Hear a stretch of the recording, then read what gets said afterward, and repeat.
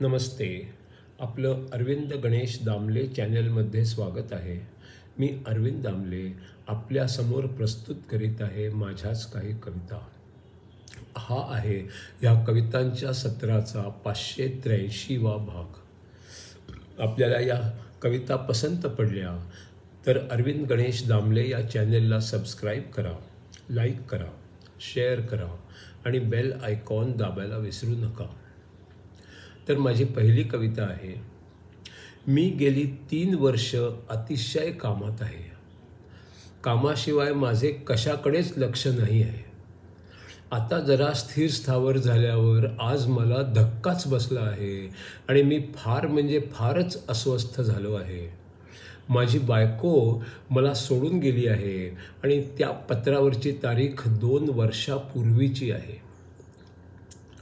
मी गेली 3 वर्ष अतिशय कामात आहे. कामाशिवाय माझे कशाकडेच लक्ष नाही आहे. आता जरा स्थिर स्थावर झाल्यावर आज मला धक्काच बसला आहे आणि मी फारच अस्वस्थ झालो आहे. माझी बायको मला सोडून गेली आहे आणि त्या पत्रावरची तारीख 2 वर्षापूर्वीची आहे. दुसरी कविता आहे. इलेक्ट्रॉनिक उपकरणे बनवण्यात निष्णात असलेल्या माणसाकडे एक महिला गेली आणि म्हणाली, मला एक असे उपकरण बनवून दे जे मला नवऱ्याच्या बाईकला सहज आणि त्याच्याही नकळत जोडता येईल.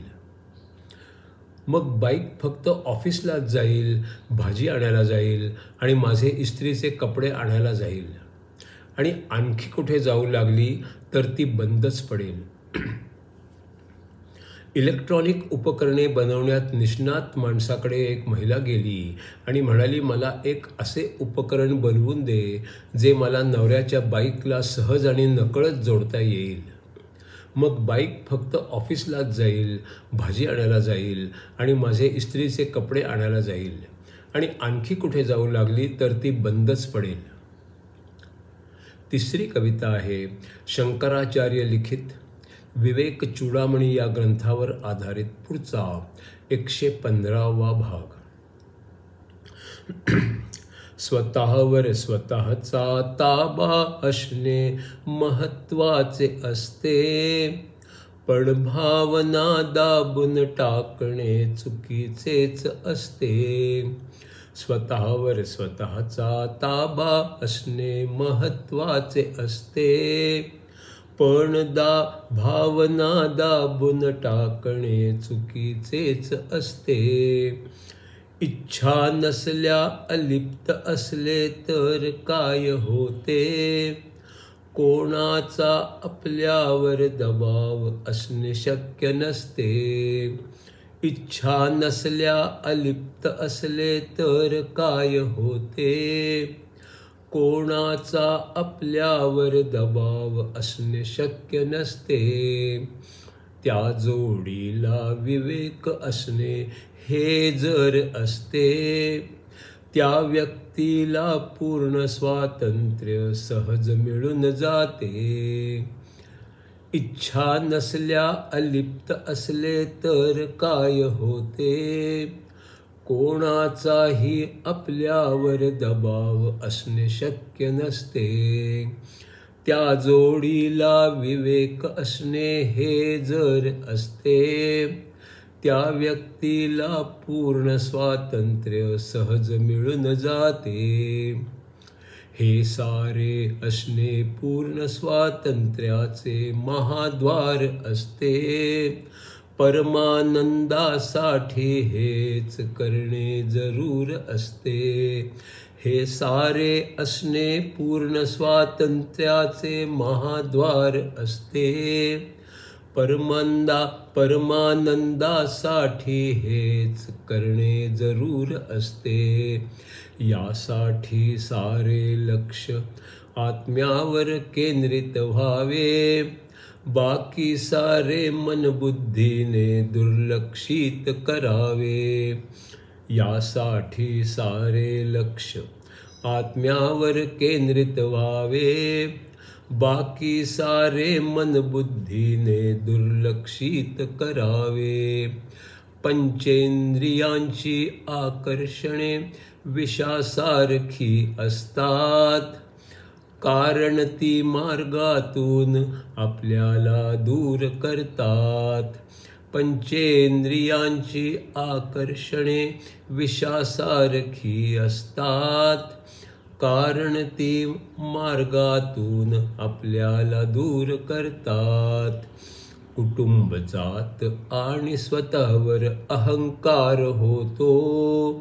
ध्येयापासून लांब कुठेतरी चाकोरीत अडकतो. कुटुंब, जात आणि स्वतःवर अहंकार होतो.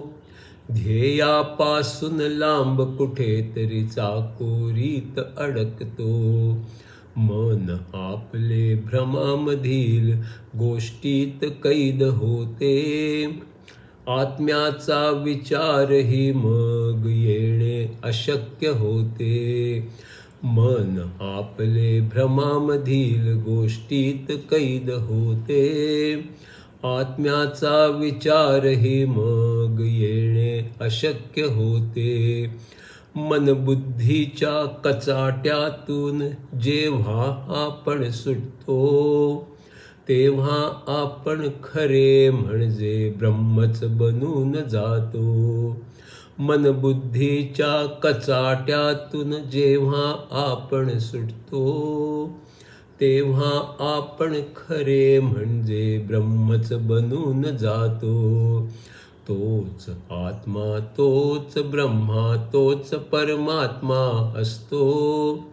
त्यासारखा दुसरा कोणी असू कसा शकतो. तोच आत्मा, तो परमात्मा, तो ब्रह्मा असतो. त्यासारखा दुसरा कोणी असू कसा शकतो. जेव्हा आपले लक्ष केवळ ब्रह्माकडेच असते, भाव, भावना, कर्म देखील अलिप्त स्वतंत्र असते. जेव्हा आपले लक्ष केवळ ब्रह्माकडेच असते, भाव, भावना, कर्म देखील अलिप्त स्वतंत्र असते. महत्वाचे ते मिळून जाते, बाकी व्यर्थ असते. बाकी काही मिळाले तरी ते पोकळच असते. महत्वाचे ते मिळून जाते, बाकी व्यर्थ असते. बाकी काही मिळाले तरी ते पोकळच असते.